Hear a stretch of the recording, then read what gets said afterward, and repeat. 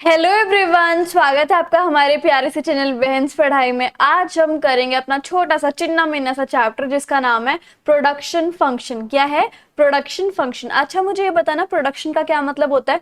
हिंदी में बोले तो उत्पादन, यानी किसी भी चीज को बनाना। ठीक है, खेत में से गन्ना आया, गन्ने को आपने मशीन में डाला तो क्या निकली? चीनी निकली, है ना। तो यही होता है उत्पादन, मतलब कि किसी भी चीज का प्रोडक्शन होना और कोई न्यू चीज बन जाना, कोई नई चीज बन जाना। ठीक है, तो आज हम इकोनॉमिक्स की भाषा में इसी को सीखने वाले हैं और ये बहुत आसान सा चैप्टर है। तो अब शुरू करते हैं अपने इस चैप्टर को बिना किसी देरी के। कोई भी डाउट है तो आप मुझे इंस्टाग्राम पे फॉलो करके डीएम कर सकते हो, और ये सुंदर सुंदर प्यारे प्यारे नोट्स चाहिए तो आप टेलीग्राम पे फॉलो करके इसको आराम से डाउनलोड कर लेना। ठीक है, दोनों इंस्टा और टेली के लिंक आपको डिस्क्रिप्शन बॉक्स में मिल जाएगी। ओके, स्टार्ट करें। ठीक है जी। अच्छा, प्रोडक्शन क्या होता है भाई? जैसे मैंने आपको हिंदी में बता दिया, इसका मतलब होता है उत्पादन। ये एक ऐसी गतिविधि होती है या फिर एक ऐसी एक्टिविटी होती है जिसमें आप कुछ भी इनपुट डालते हो और उसका आउटपुट आ जाता है। जैसे मैंने आपको एग्जाम्पल दिया, गन्ने को आपने मशीन में डाला तो चीनी निकल आई। और वैसे ही अगर आपको अगर आप बांस के पेड़ को मशीन में डालोगे या फिर थोड़ा बहुत काम वाम करोगे उसके ऊपर, तो पेज निकलेगा। ठीक है, पन्ना निकलेगा। सो यहाँ पर जब इनपुट जो है वो आउटपुट में बदल जाते हैं, उस एक्टिविटी को हम प्रोडक्शन बोलते हैं। ठीक है, ये इसका एग्जाम्पल हो गया। और इनपुट क्या होता है? कोई भी रॉ मटेरियल लगा लो आप, और इनपुट में आपका लैंड, लेबर, कैपिटल, एंटरप्राइज आता है। और आउटपुट का मतलब क्या होता है कि कोई भी चीज जब प्रोडक्शन प्रोसेस से बाहर निकल के आती है, मतलब कोई नई चीज जो बन के आती है, उसको हम आउटपुट बोलते हैं। अब देखो भाई, दो टाइप के फैक्टर्स होते हैं। क्या होते हैं? दो टाइप के फैक्टर्स होते हैं। एक होता है फिक्स्ड फैक्टर और एक होता है वेरिएबल फैक्टर। इतनी बात समझ में? ठीक है, फिक्स्ड फैक्टर कौन से होते हैं?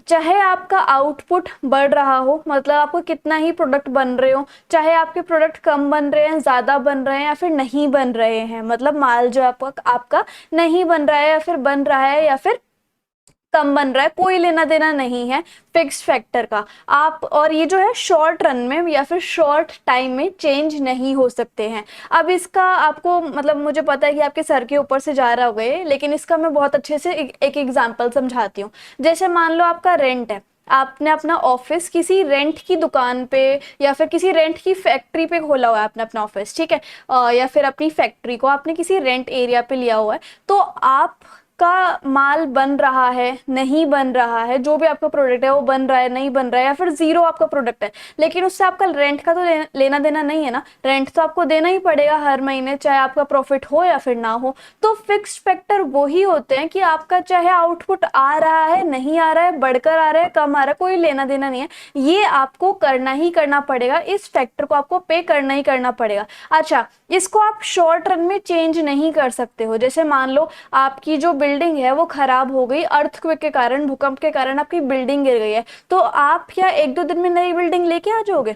नहीं लेके आओगे ना, उसमें भी काफी टाइम लगेगा। आपकी इतनी बड़ी मशीन खराब हो गई तो आप अगले दिन न्यू मशीन ले आओगे? नहीं आएगी, बहुत टाइम में आएगी, इंपोर्ट होने में भी टाइम लगेगा, है ना। सो यही होते हैं आपके फिक्स्ड फैक्टर, जो ना तो शॉर्ट रन में बदले जा सकते हैं और साथ ही साथ ना ही इसका आउटपुट के साथ कोई लेना देना है। ठीक है, ये होते हैं फिक्स्ड फैक्टर। नेक्स्ट आते हैं आपके वेरिएबल फैक्टर। वेरिएबल फैक्टर ऐसे फैक्टर होते हैं जिनका आउटपुट से लेना देना होता है। मतलब अगर आउटपुट बढ़ेगा तो आपका फिक्स्ड फैक्टर वेरिएबल फैक्टर भी बढ़ेगा, आउटपुट घटेगा तो वेरिएबल फैक्टर भी घटेगा। ठीक है, अब इसमें और आप इसको शॉर्ट रन में चेंज भी कर सकते हो। एग्जाम्पल देना? हाँ, मैं एग्जाम्पल देती हूँ। जैसे मान लो आपको अच्छा खासा प्रॉफिट आने लग गया आपके काम में से। ठीक है, तो आप क्या सोचोगे, थोड़ा और बनाने लग जाता हूँ, क्या पता मुझे थोड़ा और प्रॉफिट हो जाए। ठीक है, तो आप क्या करोगे, और रॉ मटेरियल मंगा लोगे और कच्चा माल मंगा लोगे, ताकि आपका फैक्ट्री में से ज्यादा माल बनने लग जाए, और जितना ज्यादा माल बनेगा उतना ज्यादा बिकेगा और फिर आपका प्रॉफिट आएगा। तो यानी कि अगर आपको लगता है कि भाई आपका आउटपुट बढ़ रहा है तो आपका वेरिएबल फैक्टर भी बढ़ने लग जाएगा। आउटपुट घट रहा है, अगर आपकी कमाई कम हो रही है, आपके जो चीजें हैं वो कम प्रॉफिट दे रही है, तो आप इतने ज्यादा रॉ मटेरियल नहीं मंगाओगे, तो वेरिएबल फैक्टर भी कम होगा। और जीरो है तो जीरो ही रहेगा। और रॉ मटेरियल जो है, जैसे मान लो अगर आपका रॉ मटेरियल आज खत्म हो गया तो आप अगले दिन मंगा सकते हो। So these can be changed in short run, और साथ ही साथ इनका लेना देना आउटपुट से होता है। तो ये होता है वेरिएबल फैक्टर और फिक्स्ड फैक्टर। ठीक है, नेक्स्ट जो हमें इस चैप्टर का मेन स्टार्टिंग होगी, सबसे पहले हमें पढ़ना है कि प्रोडक्शन फंक्शन क्या होता है। तो यहाँ पर आप एक ये देख रहे हो, इक्वेशन, ठीक है, इसमें क्या लिखा हुआ है, O X is equal to F I1 I2 I3 और एन आई एन, ठीक है। इसका क्या मतलब होता है, ओ एक्स का मतलब होता है कोई भी आउटपुट, क्या होता है, आउटपुट जो आपका प्रोडक्शन प्रोसेस से निकल के आ रहा है। एफ का क्या मतलब होता है, फंक्शनल रिलेशनशिप, मतलब आउटपुट की इनपुट के साथ रिलेशनशिप होती है, ठीक है। अगर इनपुट नहीं डालोगे तो आउटपुट कैसे निकलेगा, ठीक है। सो यहाँ पर एफ मतलब कि फंक्शनल रिलेशनशिप, और इनपुट जो है वो कुछ भी हो सकता है। जैसे मान लो एक एग्जांपल देती हूँ, नींबू पानी है, ठीक है। अब नींबू पानी कैसे बना, जैसे पहले आपने पानी लिया, फिर चीनी ली, उसके बाद आपने नींबू लिया, और उसके बाद आपने सॉल्ट लिया, नमक लिया, ठीक है। ये सारे के सारे आपके इनपुट हैं, है ना। इनपुट को जब आपने मिक्सिंग किया, ठीक है, मिक्स किया या फिर इनके फंक्शनल रिलेशनशिप की, तब आपका आउटपुट क्या निकल के है, नींबू पानी। इस सरल एग्जांपल से आप इसको समझ सकते हो। सो इसकी इक्वेशन क्या हुई, O X is equal to F, bracket में सारे इनपुट्स जितने भी आपके इनपुट है, ठीक है।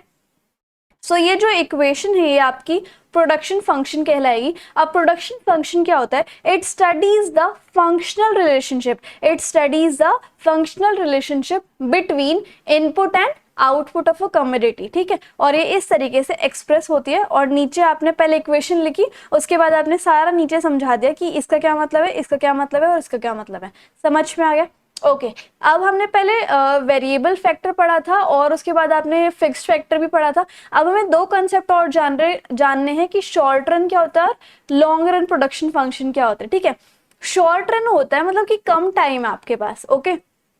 शॉर्ट टर्म में क्या क्या आप चेंज कर सकते हो, वेरिएबल फैक्टर कर सकते हो, हाँ कर सकते हैं। फिक्स्ड फैक्टर कर सकते हो, नहीं कर सकते, ऊपर पढ़ाया था ना मैंने। तो शॉर्ट रन एक ऐसा टाइम होता है जब आप सिर्फ वेरिएबल फैक्टर्स को बदल सकते हो, फिक्स्ड फैक्टर्स को नहीं बदल सकते। जैसे मैंने आपको बिल्डिंग का एग्जाम्पल दिया था, मान लो आज आपकी बिल्डिंग ढह गई, तो क्या आप अगले दिन नई बिल्डिंग ले आओगे, नहीं लाओगे, उसमें काफी महीने लग जाएंगे, ठीक है, काफी दिन भी लग सकते हैं। सो यहाँ पर शॉर्ट रन यानी कि कम टाइम, जिसमें आप सिर्फ वेरिएबल फैक्टर्स ला सकते हो या फिर चेंज कर सकते हो, फिक्स फैक्टर नहीं ले सकते, ठीक है। अब यहाँ पर जो शॉर्ट रन प्रोडक्शन फंक्शन है वो रिलेशनशिप शो करता है बिटवीन इनपुट एंड आउटपुट। एक फैक्टर जो है वो आपका फिक्स्ड माना जाएगा और एक फैक्टर जो है वो आपका वेरिएबल फैक्टर माना जाएगा। यानी कि आप ये चीज ध्यान रखो कि शॉर्ट रन में आपका एक फैक्टर जो है वो वेरिएबल माना जाएगा जिसको आप चेंज कर सकते हो, या फिर एक इनपुट आप चेंज कर सकते हो, और जो दूसरा इनपुट है यानी कि I2 वो आपका चेंज नहीं होगा, वो आपका फिक्स्ड रहेगा, ठीक है। तो शॉर्ट रन में आपके एक वेरिएबल फैक्टर होगा और एक फिक्स्ड फैक्टर होगा, ये चीज आपको ध्यान में रखनी है, ठीक है। अच्छा, उसके बाद क्या होता है, अगर आपको अपनी प्रोडक्शन इंक्रीज करनी है तो आप कैसे इंक्रीज कर पाओगे, सिर्फ वेरिएबल जो फैक्टर है उसको बढ़ा के, और फिक्स्ड फैक्टर जो है वो आपको कांस्टेंट रहेगा ही, और कांस्टेंट को कैसे शो करोगे आप, बार लगा के, ठीक है। तो O X is equal to functional relationship between input 1 and input 2, whereas input 1 जो है वो आपका वेरिएबल फैक्टर है और इनपुट 2 जो है वो आपका फिक्स्ड फैक्टर है, ठीक है। और इस शॉर्ट रन को आप क्या बोलते हो, रिटर्न टू अ फैक्टर, क्या बोलते हो, रिटर्न टू अ फैक्टर, ठीक है। जैसे एक एग्जाम्पल में भी देखो आप, एग्जाम्पल में जो लेबर है, लेबर मान लो आज आपकी भाग गई, अगले दिन नहीं आ सकती है, ठीक है, लेकिन बिल्डिंग अगले दिन नहीं आ सकती, तो लेबर जो है वो शॉर्ट टर्म में आपको मिल जाएगी, कम टाइम में आपको मिल जाएगी। तो देखो लेबर यहाँ पर थी पहले, उसके बाद वो भाग गई, लेकिन हमने अगले ही दिन या फिर एक दो दिन में ही वो नई लेबर आ गई, ठीक है। और ये जो बिल्डिंग है या फिर ये कैपिटल लगा लो या बिल्डिंग लगा लो, ये बिल्डिंग या फिर ये कैपिटल जो है, ये जैसे मान लो आपने अपने बिजनेस को स्टार्ट करने में 15 लाख लगाए, तो हो सकता है आप अगले दिन नए 15 लाख ना लगा पाओ, ठीक है, शॉर्ट आ जाए फंडिंग की, तो ये कैपिटल सेम रहेगी। तो यही होता है आपका शॉर्ट रन, जिसमें आप फिक्स फैक्टर्स को आप नहीं बदल सकते और आप वेरिएबल फैक्टर्स को बदल सकते हो, ठीक है। अब बात करेंगे लॉन्ग रन। लॉन्ग रन का मतलब होता है लंबा टाइम, काफी ज्यादा टाइम है। इसमें आप चाहे वेरिएबल फैक्टर हो या फिर फिक्स्ड फैक्टर हो, दोनों को बदल सकते हो, ठीक है। लॉन्ग रन में क्या होता है, वेरिएबल तो चेंज हो ही सकते हैं, फिक्स्ड फैक्टर भी चेंज हो सकता है। मान लो जैसे एक बिल्डिंग का एग्जांपल लगा लेते हैं, या फिर चलो हम कैपिटल का लगा लेते हैं। कैपिटल क्या होता है, जब भी आप कोई नया बिजनेस स्टार्ट करते हो तो अपने बिजनेस में पैसा लगाते हो, ठीक है। आप पैसा लगाते हो तो फिर वो आपकी कैपिटल मानी जाती है। अब मान लो जैसे क्या होता है, अगर आपने आज 30 लाख रुपए लगाए हैं अपने बिजनेस में, तो शॉर्ट रन कम टाइम की देखते हैं, तो मान लो 30 लाख रुपए वेस्ट हो गए, तो क्या आप अगले दिन अपने 30 लाख रुपए दोबारा से ला सकते हो दोबारा इन्वेस्ट करने के लिए? शायद नहीं ला सकते। लेकिन अगर आपको वहीं पर टाइम मिल जाए 1 साल का या फिर 6 महीने का, तो आप दोबारा से 30 लाख कहीं से अरेंज करके लगा सकते हो। तो लॉन्ग रन यानी कि लंबा टाइम जिसमें आप फिक्स्ड वेरिएबल और फिक्स्ड फैक्टर और वेरिएबल फैक्टर दोनों को चेंज कर सकते हो। ठीक है, अब इसमें इसको हम क्या बोलते हैं, रिटर्न टू स्केल भी बोलते हैं। ठीक है, जैसे ऊपर मैंने आपको बताया था कि इसको आप रिटर्न टू अ फैक्टर बोलते हो शॉर्ट रन को, और लॉन्ग रन को आप रिटर्न टू स्केल भी बोल सकते हो। अब इसमें देखो, आप जो है अपने कैपिटल को भी बढ़ा सकते हो, यानी कि जो आपका फिक्स्ड फैक्टर है उसको भी बढ़ा सकते हो, साथ ही साथ आप अपने वेरिएबल फैक्टर को भी बढ़ा सकते हो। और कोई भी प्रोडक्ट या फिर कोई भी आउटपुट क्या होता है कि आपने, आपकी कंपनी ने कितने गुड्स बनाए हैं, कितना प्रोडक्ट बनाया है एक पीरियड ऑफ टाइम में, उसको आप प्रोडक्ट या फिर आउटपुट बोलते हो। अब हम बात करेंगे कि भाई प्रोडक्शन कॉन्सेप्ट में क्या क्या चीजें हमें सीखनी है मेनली। ठीक है, अब प्रोडक्शन कंसेप्ट में हमें 3 चीजें पढ़नी है। एक आपका होता है टीपी, एक एमपी और एक एपी। ठीक है, टीपी यानी कि टोटल प्रोडक्ट, एमपी यानी कि मार्जिनल प्रोडक्ट और एपी यानी कि एवरेज प्रोडक्ट। ठीक है, टोटल प्रोडक्ट मतलब कि टोटल आपके प्रोडक्ट कितने बने, टोटल आपका माल कितना बना। ठीक है, तो ये per unit of variable factor, variable factor आपकी लेबर हो सकती है, वेरिएबल फैक्टर आपका रॉ मटेरियल हो सकता है, वेरिएबल फैक्टर आपकी बिजली पानी हो सकते हैं। ठीक है, तो हर यूनिट ऑफ वेरिएबल फैक्टर, जैसे वेरिएबल फैक्टर आपका बढ़ता जाएगा हर बार, तो उस वेरिएबल फैक्टर की वजह से आपका टोटल प्रोडक्ट कितने कितने बन रहे हैं। जैसे पहले आपके पास 1 लेबर थी तो आपका इतना माल बन रहा था, 2 लेबर आ गई तो इतना माल बन रहा है, 3 लेबर आ गई तो इतना प्रोडक्ट बन रहा है। ठीक है, सो टोटल प्रोडक्ट मतलब कि टोटल आउटपुट आपका कितना बना है जब आपकी वेरिएबल फैक्टर बढ़ते जाते हैं तो। ठीक है, इसको आप टोटल फिजिकल प्रोडक्ट यानी कि टीपीपी भी बोल सकते हो, या फिर total return of a variable factor भी बोल सकते हो। इसका आपको फॉर्मूला याद रखना है। देखो, TP is equal to AP जो है आपका multiply by unit of variable factor, यानी कि एपी जो मैं अभी आपको एवरेज प्रोडक्ट बताऊंगी ना, उसको आपको मल्टीप्लाई करना है किसके साथ, वेरिएबल फैक्टर के साथ, तो आपका एपी निकल आएगा। और अगर आपके पास एमपी है तो जितने भी एमपी हैं उन सब का सम कर दो, उन सबको प्लस कर दो, तो आपका कितना आ जाएगा, सिग्मा एमपी, यानी कि फिर आपका सब सारे एमपी को प्लस करने के बाद टीपी निकल आएगा, टोटल प्रोडक्ट। ठीक है, ओके उसके बाद आपका एवरेज प्रोडक्ट, जिसको आप और क्या क्या बोल सकते हो, एवरेज फिजिकल प्रोडक्ट भी बोल सकते हो, यानी कि एपीपी। इसमें क्या होता है, आपकी एवरेज निकलती है कि एवरेज में आपके प्रोडक्ट कितने बन रहे हैं। ठीक है, एक वेरिएबल फैक्टर पे आपके एवरेज इतने तो बनने ही बनने हैं, फिर 2 वेरिएबल फैक्टर बनेंगे तो फिर आपके इतने तो बनने ही बनने हैं। तो ये कैसे निकालोगे, टोटल प्रोडक्ट को डिवाइड कर दोगे वेरिएबल फैक्टर के साथ। ठीक है, यहाँ पर वेरिएबल फैक्टर आपको एल से डिनोट किया गया है। ठीक है, उसके बाद आपका मार्जिनल प्रोडक्ट, जिसको आप मार्जिनल फिजिकल प्रोडक्ट भी बोल सकते हो। इसमें क्या होता है कि कितनी एडिशनल यूनिट आ रही हैं, मतलब कितना गैप आ रहा है। जैसे पहले 1 थी लेबर, बाद में 2 आ गई तो कितने का गैप आया, 1 की बढ़ोतरी हो गई। फिर 2 से 3 लेबर आ गई तो कितने का गैप आया, फिर 1 की बढ़ोतरी हो गई। तो ऐसे ऐसे कितना चेंज आ रहा है, उसको हम बोलते हैं मार्जिनल प्रोडक्ट। ठीक है, एडिशनल यूनिट, समझ में आ रही है। अच्छा, अब हम रिलेशनशिप कर लेते हैं टीपी, एपी और एमपी के बीच में। ठीक है, तो ये रिलेशनशिप जो है वो आपको पेपर में आएगी ही आएगी, सो इसको इंपॉर्टेंट मार्क कर लो। ओके, अच्छा अब मैं आपको रिलेशनशिप बताती हूँ। फिक्स्ड फैक्टर तो हमारा कांस्टेंट है ही, उसको हमें छेड़ना नहीं है, लेकिन वेरिएबल फैक्टर जो है वो हम चेंज कर सकते हैं। तो मैंने वेरिएबल इनपुट लिखा या फिर वेरिएबल फैक्टर लिखा 1 2 3 4 5 6 7 8 9। ठीक है, उसके बाद मैंने टीपी लिख दिया। टीपी मैंने खुद से ही बनाया है, एक हाइपोथेटिकल स्केड्यूल। ठीक है, तो इसमें आपने लिख दिया 2 5 9 12 14 15 15 14 12। ठीक है, ये मेरा टीपी है, टोटल प्रोडक्ट। यानी कि 1 लेबर थी तो मेरे 2 पेन बन रहे थे, मैं पेन का लगा लेती, 2 पेन बन रहे थे। 2 लेबर आ गई तो मेरे 5 पेन बन रहे, 3 लेबर आ गई तो मेरे 9 पेन बन रहे, अब 9 लेबर आ गई तो मेरे 12 पेन बन पा रहे हैं। इस तरीके से टीपी लिख दिया। अब इस टीपी में से आपको एमपी निकालना है और एपी निकालना है, तो कैसे निकालोगे, ऊपर मैंने आपको फॉर्मूला बताया था ना, ये फॉर्मूला एमपी का, ये फॉर्मूला एपी का और ये फॉर्मूला टीपी का, ठीक है। तो आपके पास अभी फिलहाल में टीपी है, तो आप एमपी कैसे निकालोगे? एमपी यानी कि टीपी में कितना फर्क आ रहा है डिवाइड बाय वेरिएबल इनपुट में कितना फर्क आ रहा है, ठीक है। जैसे कि यहाँ पर देखो स्टार्टिंग में तो जो आपका टीपी है वही आपका एमपी होगा और वही आपका एपी होगा, राइट। लेकिन अगली यूनिट पे देखो टीपी जो है 2 से लेकर 5 हो गया, तो कितने का फर्क आया? 3 का फर्क आया, ठीक है। डिवाइड कर दो, यहाँ पर वेरिएबल फैक्टर में कितने का फर्क आया? पहले 1 था और अब 2 है, तो 1 का फर्क आया। तो 3 डिवाइड बाय 1 करोगे तो कितना आ जाएगा? 3 डिवाइड बाय 1 3, ठीक है। सो यहाँ पर अब देखो एमपी जो है आपका 3 आ गया। एक और एग्जाम्पल देख लेते हैं। पहले टीपी आपका 5 था, लेकिन अब टीपी जो है वो आपका 9 है, तो कितने का फर्क आया? 4 का फर्क आया। और वेरिएबल इनपुट देखो पहले 2 था अब 3 है, कितने का फर्क आया? 1 का। तो 4 डिवाइड बाय 1 करोगे तो कितना आएगा? 4। तो आपका एमपी कितना आ गया? 4 आ गया, ओके। एपी कैसे निकालोगे? टीपी को डिवाइड करोगे वेरिएबल इनपुट से, ठीक है। तो पहला जो टीपी है वो पहला एपी हो गया, लेकिन दूसरा आप एपी कैसे निकालोगे? टीपी को डिवाइड कर दोगे वेरिएबल इनपुट से, तो यानी कि 5 को डिवाइड करो 2 से, तो कितना आ जाएगा? 2.5 यानी कि 2.5। तो आपका एपी भी 2.5 आ गया।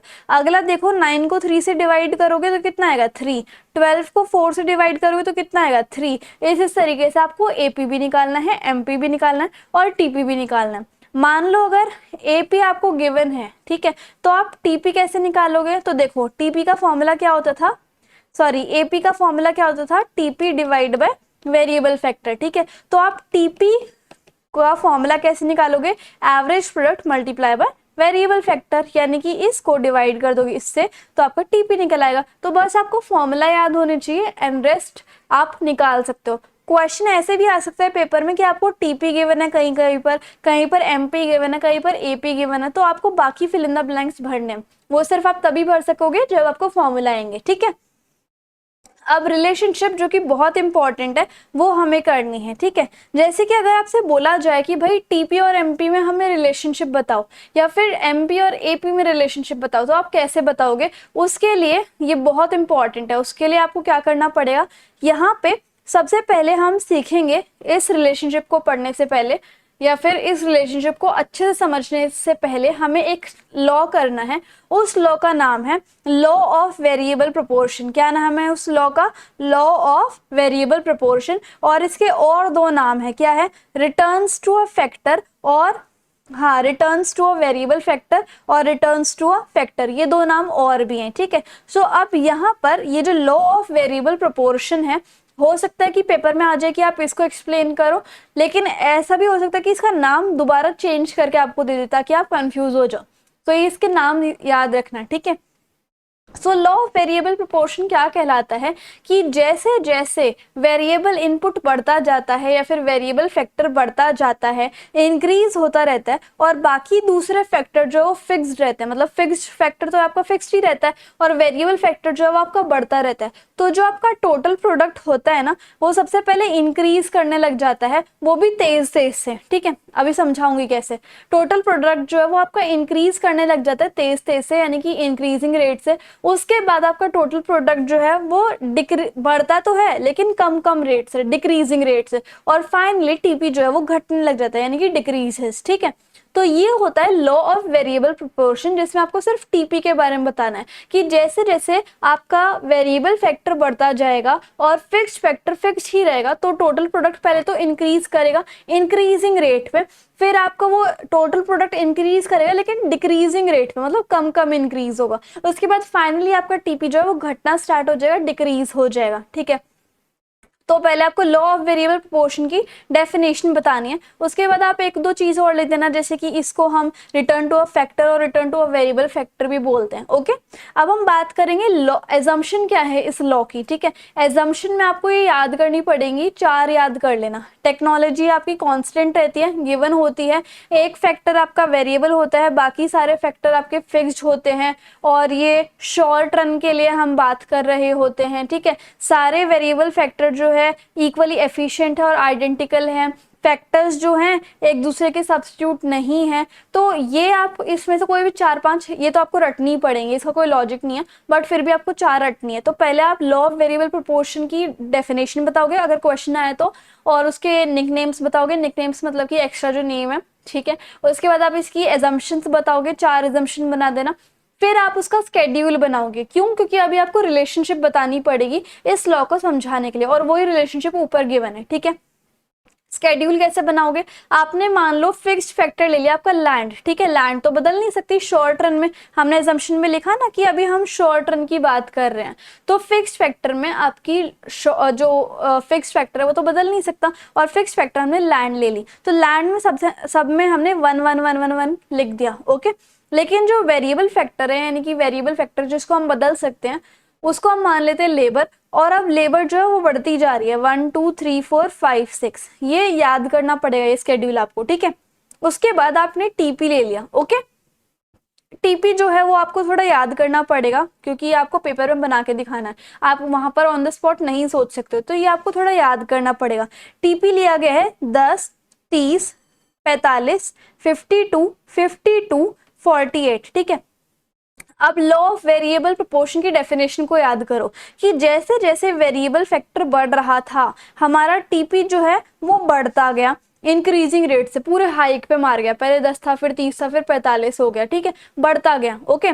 मतलब ये वाला लगा लो, पहले तो बढ़ रहा था अच्छे से, लेकिन फिर थोड़ी देर बाद टीपी बढ़ तो रहा था, जैसे 45 हुआ, फिर 52 हुआ, फिर 52 ही रह गया, तो वो बढ़ तो रहा था लेकिन कम कम असर आ रहा था टीवी में, मतलब कम कम बढ़ोतरी हो रही थी। फिर अचानक से 52 से वो 48 पे आ गया, यानी कि अचानक से टीपी जो है वो घटने लग गया।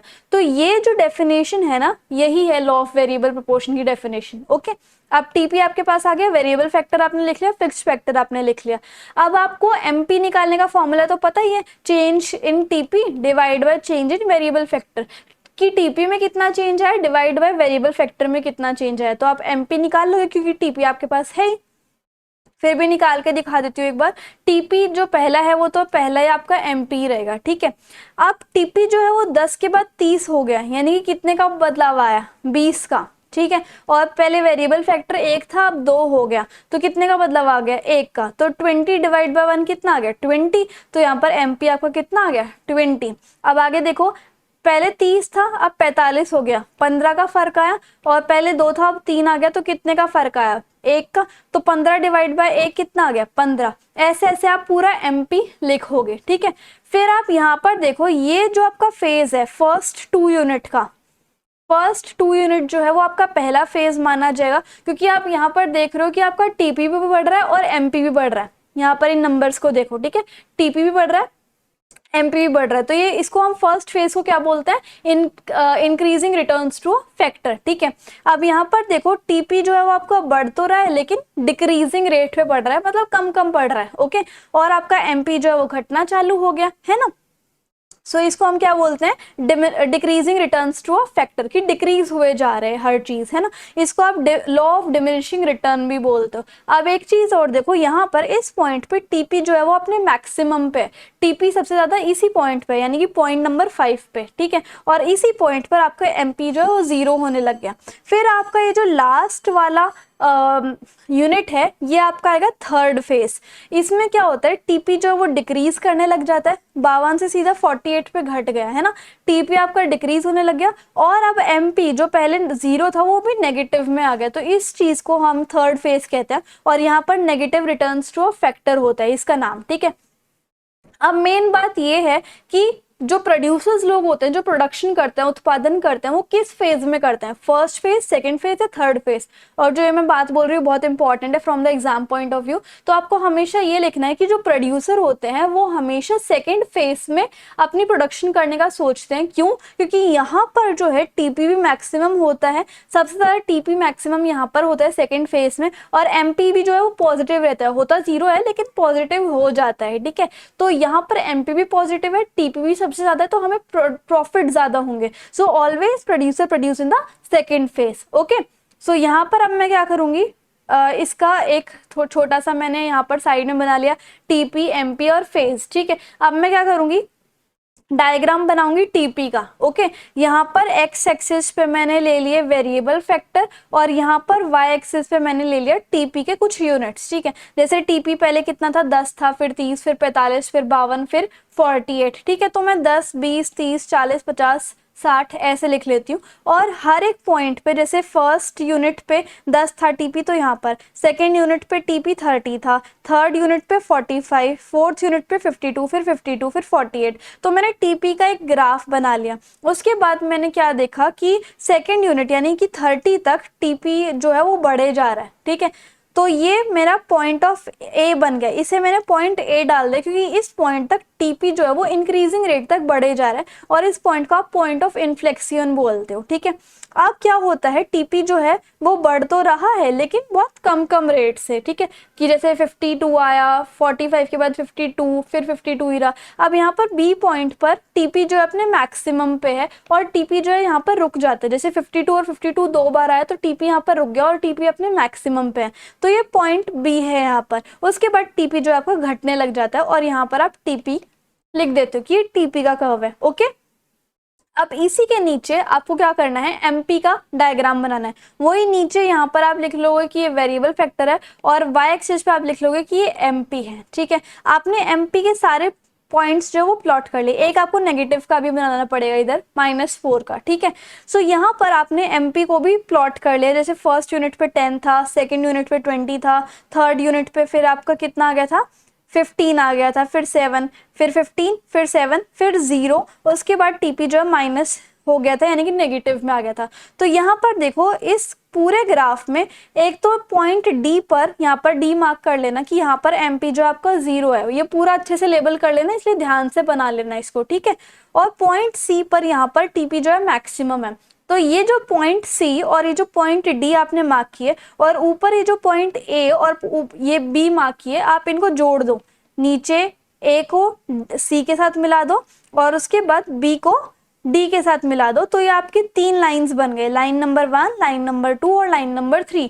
तो ये जो है आपके फेज नंबर 1 बन गया यानी कि increasing return to a factor, phase number 2 बन गया decreasing return to a factor और फेज नंबर 3 क्या था, negative returns to a factor, जो कि मैंने अभी आपको इस चीज में समझाया था। ठीक है, सो अब यहाँ पर आपको रिलेशनशिप बतानी है। कैसे बताओगे रिलेशनशिप, कि जो हमारा पहला फेज था, अब आपको फेज को बताना है। ठीक है, जो हमारा पहला फेज था उसको हम increasing return to a factor बोलते हैं। इस फेज में जैसे जैसे वेरिएबल फैक्टर बढ़ता जाएगा वैसे वैसे टीपी जो है इंक्रीजिंग रेट पर इंक्रीज करेगा, फिर एमपी भी जो है आपका इंक्रीज करेगा। पॉइंट ए तक टीपी अपने इंक्रीज करता रहेगा और पॉइंट सी तक जो है एमपी भी अपना मैक्सिमम होगा, वो जो ऊपर आपने डायग्राम बनाया। उसके बाद देखो पॉइंट ए पर आपका टीपी इंक्रीज कर रहा है और पॉइंट सी पर जो एमपी है वो भी मैक्सिमम है और ये फेज 1 की ही बात हो रही है। ठीक है, अब पॉइंट सेकंड फेज जब आता है जिसको आप diminishing returns to a factor बोलते हो, इसमें क्या होता है, जैसे जैसे वेरिएबल फैक्टर बढ़ता जाता है तो लेस और लेस टीपी को ऐड होता है। टीपी इंक्रीज तो करता है लेकिन डिक्रीजिंग या फिर डिमिनिशिंग रेट पर, एमपी भी घटने लग जाता है। यानी कि अगर आप पॉइंट ए और बी देखो तो यहाँ पर देखो पॉइंट ए और बी देखो तो यहाँ पर टीपी तो बढ़ रहा है लेकिन डिक्रीजिंग रेट पे, पॉइंट बी पे टीपी मैक्सिमम और कांस्टेंट है और पॉइंट सी और डी के बीच में देखो तो पॉइंट डी पर एमपी जो है वो 0 हो जाता है। तो ये चीज आपको बतानी है। ठीक है, सेकंड फेज जो है वो वेरी क्रूशियल है एक प्रोड्यूसर के लिए, क्योंकि प्रोड्यूसर इसी फेज में जो है अपना प्रोडक्शन करने की सोचता है, क्योंकि यहीं पर टीपी आपका मैक्सिमम होता है और एमपीवी जो है वो पॉजिटिव रहता है। और थर्ड फेज को आप क्या बोलते हो, negative returns to a factor. क्यों, क्योंकि इस थर्ड फेज में जैसे जैसे वेरिएबल फैक्टर बढ़ते हैं एमपी टीपी घटने लग जाता है, टीपी बिकम्स डिक्लाइन, एमपी भी नेगेटिव हो जाता है आपका, इसलिए इसको आप negative returns to a factor बोलोगे। और यहाँ पर आप देख सकते हो पॉइंट बी के बाद टीपी डिक्लाइन करने लग जाता है और पॉइंट डी के बाद एमपी नेगेटिव हो जाता है। अब एमपी जो है वो नेगेटिव हो गया थर्ड फेज में, तो कोई भी फर्म जो है थर्ड फेज में प्रोडक्शन नहीं करना चाहेगी। तो ये सब चीजें, ये जो मैंने आपको फेजेस का एक्सप्लेनेशन बताया है, ये जो मैंने आपको 2 डायग्राम बताए हैं, ये मैंने जो आपका स्केड्यूल बताया है, एजम्पशन बताए हैं और लॉ ऑफ वेरिएबल प्रोपोर्शन की डेफिनेशन बताई है, ये जितनी भी मैंने गाथा यहाँ पर गाई है वो सारा का सारा आपको तब लिखना है जब आपका क्वेश्चन आएगा explain law of variable proportion. इतनी बात समझ में आई? और अगर आपको सिर्फ ये बोले कि explain the relationship between TP और एमपी और explain the relationship between AP और एमपी, तो आपको सिर्फ क्या करना है, ये स्केड्यूल बनाओगे, ये आप अपने दो डायग्राम्स बनाओगे और उसके बाद फेज 1, फेज 2 और फेज 3 को एक्सप्लेन करोगे। ये आपसे रिलेशनशिप के अंदर एक्सपेक्ट किया जाता है। और यहाँ पर ऊपर भी यही रिलेशनशिप बताई है कि जब टीपी इंक्रीज करता है इंक्रीजिंग रेट पे, एमपी भी इंक्रीज कर रहा है। ये मैं आपको टीपी और एमपी के बीच में रिलेशनशिप बता रही हूँ। जब टीपी इंक्रीज कर रहा है डिमिनिशिंग रेट पे, तो एमपी भी डिक्रीज कर रहा है। जब टीपी मैक्सिमम है, एमपी 0 है। जब टीपी डिक्लाइन कर रहा है, एमपी नेगेटिव है। और जब टीपी स्टॉप करता है इंक्रीजिंग एट इंक्रीजिंग रेट, तो एमपी भी अपने मैक्सिमम पे होता है। और इस पॉइंट को आप क्या बोलते हो, पॉइंट ऑफ इन्फ्लेक्शन। तो अब आप क्या सोचोगे कि ये कैसे पता चल रहा है हमें? अरे आपने डायग्राम बनाया है ना, यहाँ पर देखो, इस रिलेशनशिप में ही देख लो, इस रिलेशनशिप को या फिर स्केड्यूल को पता कि आपको पता चल जाएगा। टीपी बढ़ रहा है, एमपी बढ़ रहा है। टीपी बढ़ रहा है लेकिन बहुत कम रेट से, तो एमपी घटने लग गया। टीपी जब अपने मैक्सिमम और कांस्टेंट पे है, तो एमपी 0 हो गया। जब टीपी घटने लग गया, तो एमपी नेगेटिव हो गया। बस इतना रिलेशनशिप, ठीक है। उसके बाद एपी वाला जो है, उसमें भी अभी मैं आपको लास्ट में बताऊंगी। जब एपी बढ़ रहा है, तो एपी जो है लेस देन एमपी है। चलो ये लास्ट में बताती हूँ। तो ये law of variable production proportion आपको समझ में आ गया होगा, आई गेस। अब हमें बात करना है कि रीजन क्या है। जो जैसे फर्स्ट फेज को आप increasing return to a factor बोल रहे हो, तो इंक्रीज क्यों कर रहा है? क्योंकि जो आपका फिक्स्ड फैक्टर है वो तो हमेशा फिक्स्ड रहता है, ठीक है, उसको आप छेड़ नहीं सकते। तो उसका बड़ा अच्छे से यूटिलाइजेशन हो रहा है, पहली बात तो ये। दूसरा, जैसे जैसे आपकी लेबर बढ़ती जा रही है, तो आप अच्छे से प्रोडक्ट बनाते जा रहे हो, एफिशिएंसी इंक्रीज हो रही है। तीसरा, जो फिक्स्ड फैक्टर है वो तो फिक्स्ड ही है, वेरिएबल फैक्टर आप बदल सकते हो। तो इन दोनों के बीच में बड़ा अच्छा तालमेल हो रहा है, ठीक है। अब जो सेकंड फेज है, यानी कि cause decreasing return to a factor, इसके क्या कॉजेज हैं? एक तो सबसे पहले क्यों डिक्रीज हो रहा है? क्योंकि रिसोर्सेज की कमी है, स्कैरसिटी है दोनों के बीच में, यानी कि फिक्स फैक्टर के बीच में और उसके बाद वेरिएबल फैक्टर के बीच में पुअर कोऑर्डिनेशन है, अच्छे से कोऑर्डिनेशन नहीं हो पा रहा है। और दूसरा, मान लो एक चीज की कमी आ गई, तो उसकी जगह कोई और नहीं ले सकता, यानी कि lack of perfect substitute between the factors, ठीक है। तो यहाँ पर ये 3-4 पॉइंट्स आपको याद कर लेने हैं, ओके। अब हम बात करेंगे जो कि हमारा लास्ट टॉपिक है कि भाई टीपी और एमपी में फर्क बताओ। तो आपको इसमें वही करना है, स्केड्यूल बनाना है, fixed factor, variable factor, TP और एमपी, ठीक है, जो आपने ऊपर बताया था। उसके बाद आपको इस स्केड्यूल के जरिए दोनों का ग्राफ बनाना है। पहले आपने यहाँ पर नीचे एक्स एक्सिस पे यूनिट ऑफ वेरिएबल फैक्टर लिखा, वाई एक्सिस पे आपने टीपी और एमपी दोनों लिख लिया। पहले हम टीपी का अलग ग्राफ बना लेते थे और एमपी का अलग ग्राफ बना लेते थे, और फेज 1, फेज 2, फेज 3 को मार्क कर लेते थे, ठीक है, और पॉइंट भी बता देते थे। ये इन्फ्लेक्शन है, यहाँ पर टीपी मैक्सिमम और कांस्टेंट है, यहाँ पर एमपी मैक्सिमम है, यहाँ पर एमपी 0 है, यहाँ पर एमपी नेगेटिव है, ऐसे बता लेते थे। लेकिन अगर आपको एक ही ग्राफ में शो करना है, तो आप वो भी बता सकते हो। पहले आपने टीपी को कर लिया प्लॉट, उसके बाद आपने एमपी को प्लॉट कर लिया, और यहीं पर आपने फेज 1, फेज 2, फेज 3 आपने शो कर लिया, ठीक है, और यहीं पर आपने सारी चीजें बता दी, ओके।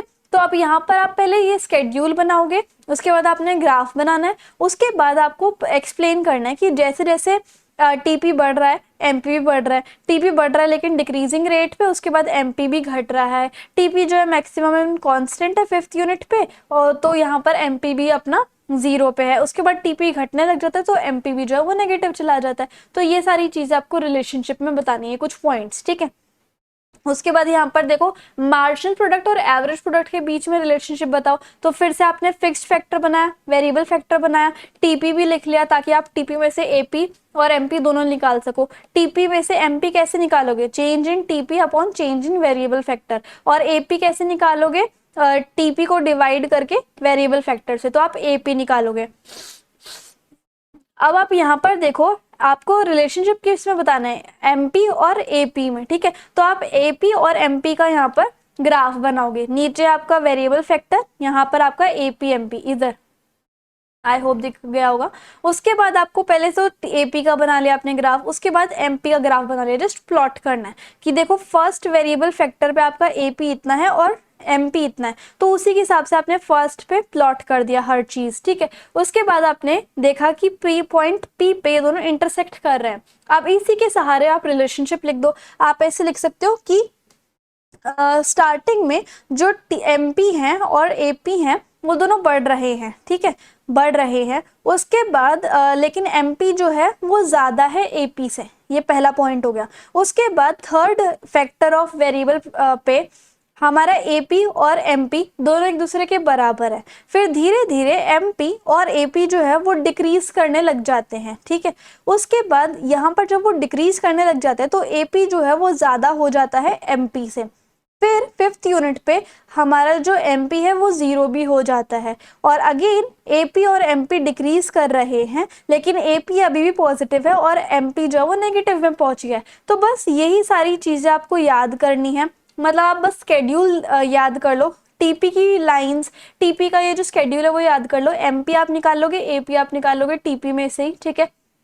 और फिर आपने स्केड्यूल बना लिया, डायग्राम बना लिया, फिर आप रिलेशनशिप अपने आप ही बता दोगे। बहुत इजी चैप्टर है, ठीक है। तो इस तरीके से फाइनली हमारे जो चैप्टर है वो खत्म होता है। एंड आई होप आपको मेरे समझाने का तरीका काफ़ी अच्छा लगा होगा और वीडियो भी आपको काफ़ी अच्छी लगी होगी। इंस्टाग्राम एंड टेलीग्राम पे ज़रूर फॉलो कर लेना। So if you like the video and the explanation then please you like, share, comment and subscribe the channel. Thank you so much.